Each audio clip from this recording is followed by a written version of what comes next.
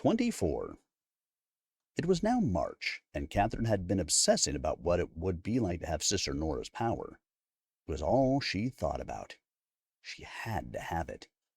It didn't matter how many beatings she was subjected to or how many orphans disappeared, because soon she would possess the power to stop it all. She took her beatings without any objections or scornful looks at Sister Nora. The pain didn't even register anymore. The lashings from the riding crop had begun to feel like minuscule pinpricks dancing on her body. There was a new air about Catherine. A darkness was awakening within her, giving her a smug confidence. Once Sister Nora had finished her outbursts of rage, Catherine would stand tall and purposely march out of the room as if nothing had happened, determined to stick to her vow of not showing fear in front of the sadistic nun. She had even managed to utter a sarcastic, "Thank you, sister," at the end of her last session. In the past, her visits to Sister Nora's office would have left her in excruciating pain and clutching her wounds for the rest of the week. But now, she didn't feel anything. The look of unmistakable frustration on Sister Nora's face made it all worthwhile. She took pride in the fact that Sister Nora was never fully satisfied at the end of her escapades. She didn't even bother to hide her wounds anymore. She was numb to the searing pain that was coursing through her body.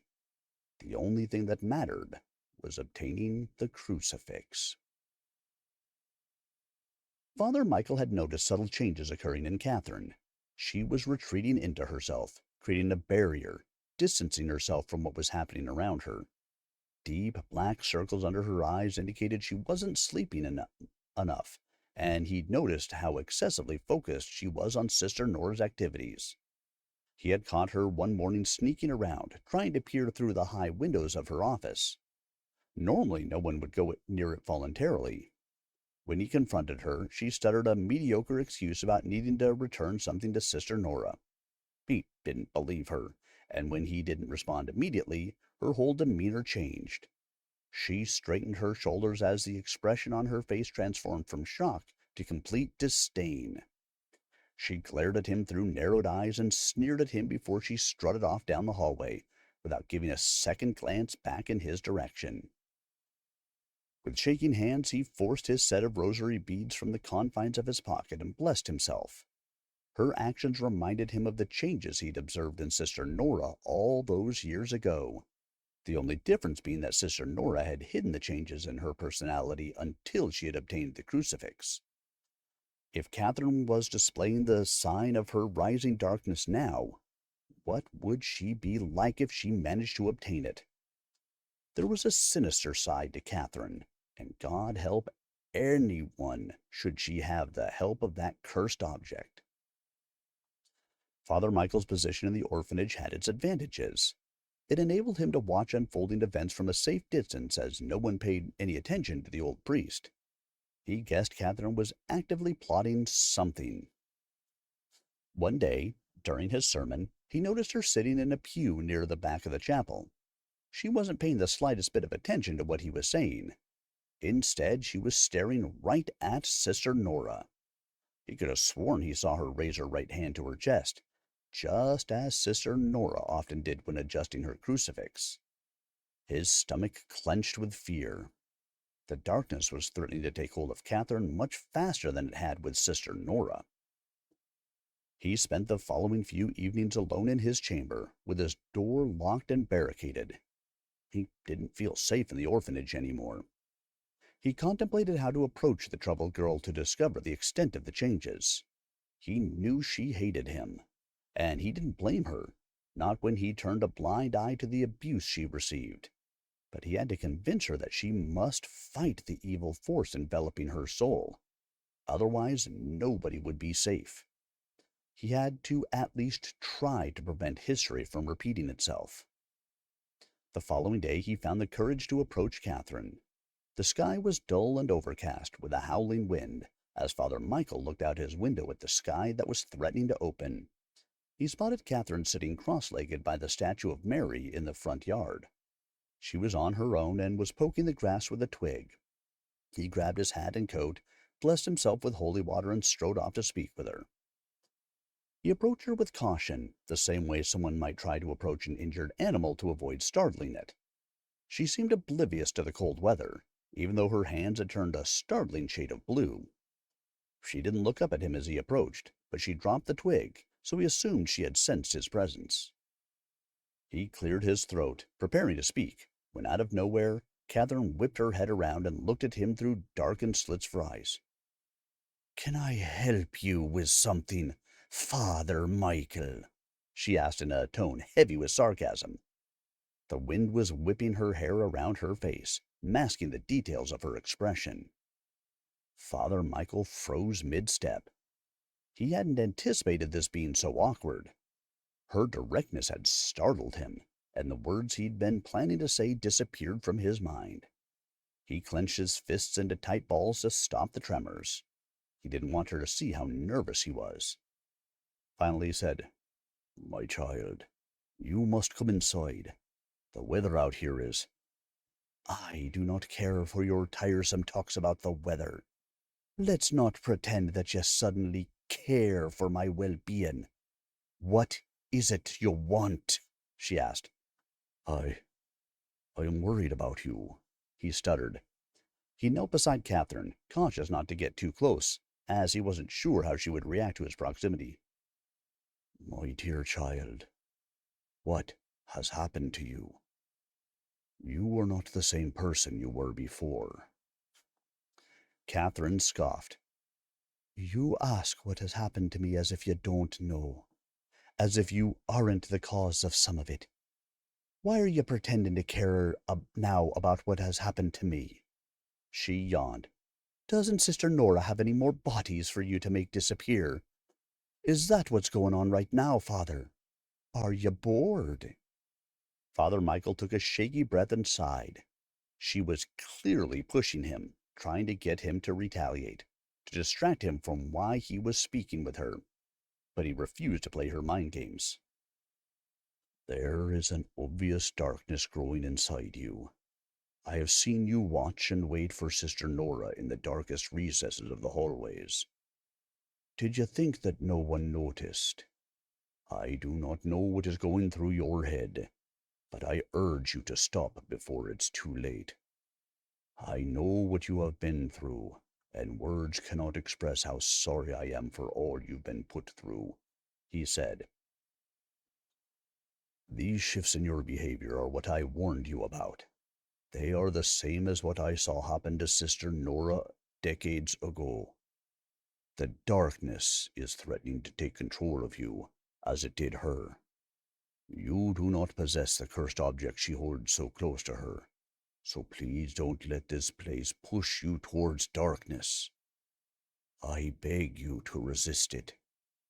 There will be no turning back if you give in to it." Katherine pursed her lips, picked up the twig once more, and continued shoving it into the grass. She didn't respond to him.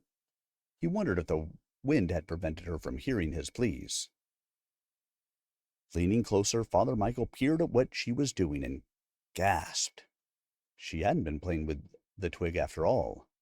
Unable to fly, an injured bee was crawling between the blades of grass seeking refuge, but Katherine was using the twig to prevent it from escaping, trapping it, then toying with it, letting it think it was free for a moment, then blocking it from going any further. She seemed to be enjoying the insect's distress. "What are you doing? Leave it alone, Katherine. We must not harm any of God's creatures," implored Father Michael as he tried to take the twig from her hand. Katherine snatched her hand away. "Don't touch me!" she shouted. She threw the twig away and chuckled. "It's laughable, really. You must know what a hypocrite you truly are. You care more for this pitiful bug than you do for the children in the building behind us. I believe, if history is any indication, you've caused more harm to God's creatures than I have.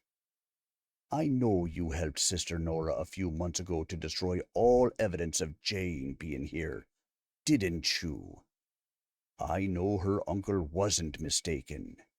She was here before he came looking for her, wasn't she?" Father Michael's back straightened as he absorbed her question. He hadn't been expecting her to be so abrupt, and he froze as the guilt came flooding back. He met her eyes for a brief moment and became frightened at the aggression he saw swirling in them. I I had no choice, he stammered. I couldn't help Jane. She was already dead by the time I got to Sister Nora's office. You know well enough that once Sister Nora has her mind set on someone, the outcome is inevitable. Jane was destined to die long before she entered that office. Sister Nora knew her uncle would be coming to look for her, and she couldn't risk the potential of Jane telling him what she'd endured.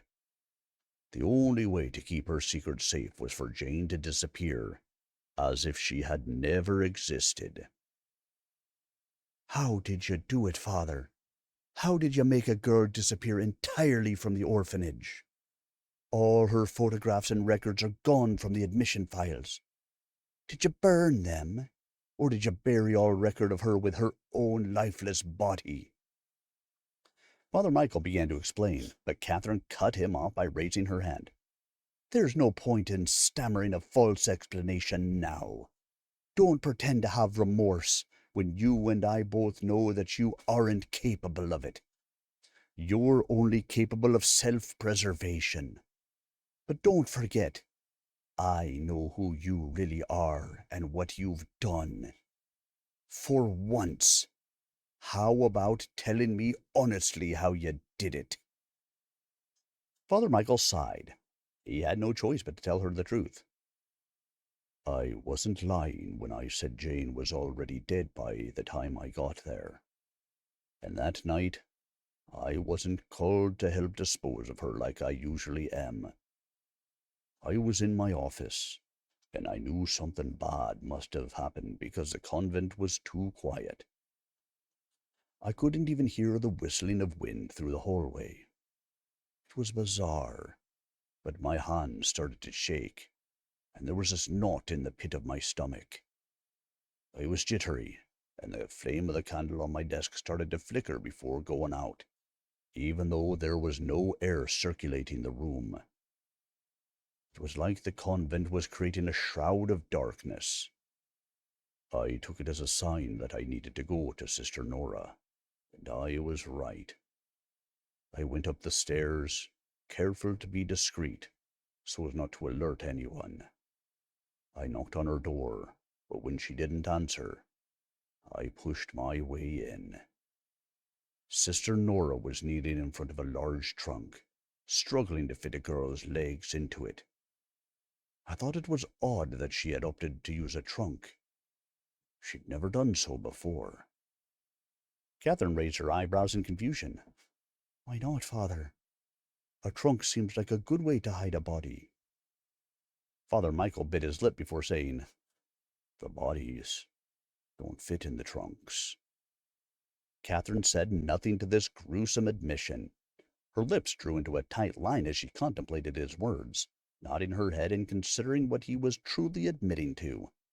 Her lack of interjection told him that he was safe to carry on with his explanation. I didn't know it was Jane when I walked in, but as soon as I got closer to the trunk, I saw her face clearly. Of course I was shocked. There was nothing I could do at that point. His chin started to tremble. For the sake of the orphanage and Sister Nora, the only option I had was to help make the body disappear. Catherine's attention returned to the bee, but Father Michael sensed she was waiting for him to say more. He swallowed a groan of frustration, realizing there was no point in hiding the gory details from her. We had to break Jane's arms and dislocate her right shoulder to make her fit in the trunk, he said, shaking his head sadly. I haven't been able to get the sound of her little bones snapping from my mind. It took a great amount of effort. His words drifted off as he hung his head. Catherine snapped the twig she'd been holding and tossed it towards the convent, ending Father Michael's stomach-curling story. Startled by the snap, Father Michael glanced up to look at Catherine. He coughed and dusted his hands on his thighs, trying in desperation to distract himself from the swirling storm raging in Catherine's eyes. He continued softly, I don't know how, but Sister Nora knew that Jane's uncle was going to turn up. She never divulges the sources of her information to me. He frowned. That's why she hadn't called me earlier. She had to act fast. She was frantic once the deed was done, and wouldn't stop pacing around the room, muttering under her breath. I couldn't make out what she was saying, as she wasn't speaking in English. It sounded ancient, possibly Latin, but these days my Latin could use a bit of work. He paused.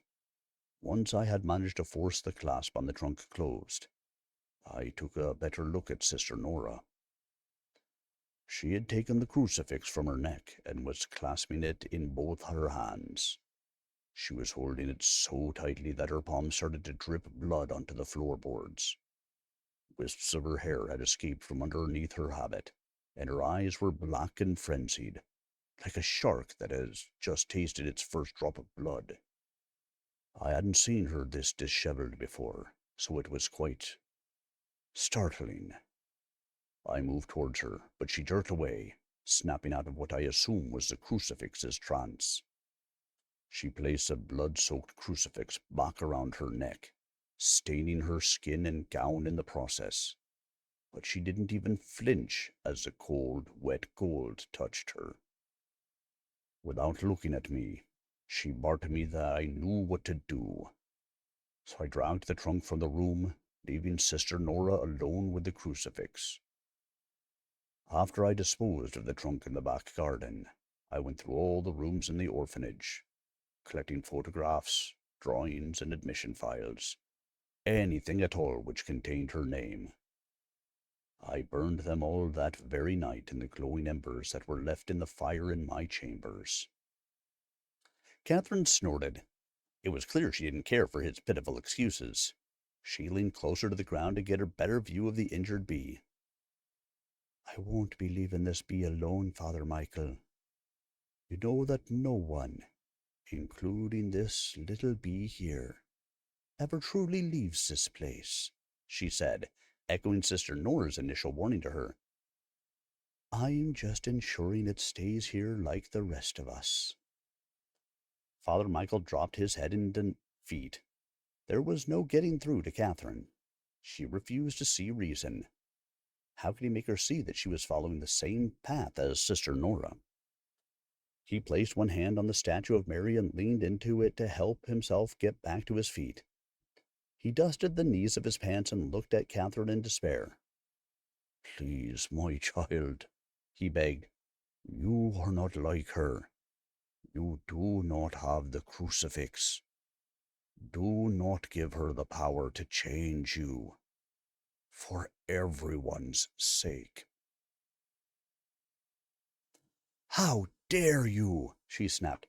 After everything you have done, yet you preach about the supposed darkness within me. I do believe it was you, Father Michael, who so aptly advised that I was marked and being targeted, was it not? Is it any wonder that I have changed after all of that? I do not need your help or your concern. You're wasting your time even speaking with me. It would be better to use your time to prepare for your next sermon. He sighed. I will pray for you, dear Catherine, he murmured, and shuffled off towards his quarters just as the heavens opened and the rain started pouring down. He glanced behind him one more time at the girl who was willing to choose a path of immense evil. She hadn't moved an inch, even though the rain was soaking her. Instead, she continued her sadistic entrapment of the defenseless bee. Father Michael wiped away the tear that was threatening to spill down his face and returned to the main building. He had a sinking feeling that history was about to repeat itself, and he didn't have any idea how to stop it. The only thing he could do now was pray to the God Almighty to save the souls of those who would be affected by the turmoil created by the shifting balance of the powers of darkness. Catherine waited until she heard the soft thud of the convent's front door closing before she looked up again. She couldn't stop the laughter that tumbled from her mouth. What a foolish man! She didn't care for his little speech, although it had been a nice touch that he had been so honest about the Jane situation. There was no darkness manifesting inside her, attempting to control her. She was well within her senses. She was nothing at all like Sister Nora. In fact, she was far worse. However, he had said one thing which stuck in her throat like sandpaper. "You don't have the crucifix." If he only knew her plan, he'd be quivering in fear. It was true she didn't have the crucifix. Yet. It was the key to taking everything from Sister Nora and destroying her. Father Michael was right about one thing, though. She wasn't going to allow Sister Nora's power to change her. In fact, she wasn't going to give Sister Nora any power at all. She was going to take it for herself. A droplet of rain fell on the bridge of her nose. She looked up at the sky and let out a delighted shriek. She would tackle Sister Nora tonight. With the weather deteriorating, it would be the perfect night to act. No one would hear her movements over the crackling of the thunder. After all, Sister Nora couldn't be completely surprised by the turn of events that was going to happen. It was she who had told her that there was darkness within her. Catherine smiled as she thought, "If only my mother could see me now." How would she have reacted to knowing that she was right all along, that her daughter truly did have a sinister side? Would she be petrified? Would she have sought help from the local priest to try to banish the evil within her? Catherine kicked the ground, dislodging the raindrops from the blades of grass as she imagined her dear mother's shock if she had known what Catherine had in store for the cursed nun. She heard a faint buzz that pulled her from her distracted thoughts and searched the ground. For a moment she had forgotten about the injured bee lying victim in the grass. A parade of red ants had started to close in on the bee, waiting for the opportune moment to attack, when it was at its most vulnerable. Catherine tilted her head to the side and watched in twisted admiration as they circled around their prey. The bee was destined to die alone and in pain, at the mercy of whatever larger insect happened to come along. She thought it oddly poetic that the tiny ants circling the bee, threatening to consume it, were so much smaller than their victim. It was as if she was watching her own story play out in front of her, and how she would overcome Sister Nora. She smiled again before crouching down to pluck the legs off the bee, hindering it from escaping and ensuring its demise. She jumped up and wiped her hands on her dress, then walked towards her dorm room with a new-found pep in her step, just as the red ants started to descend upon the bee.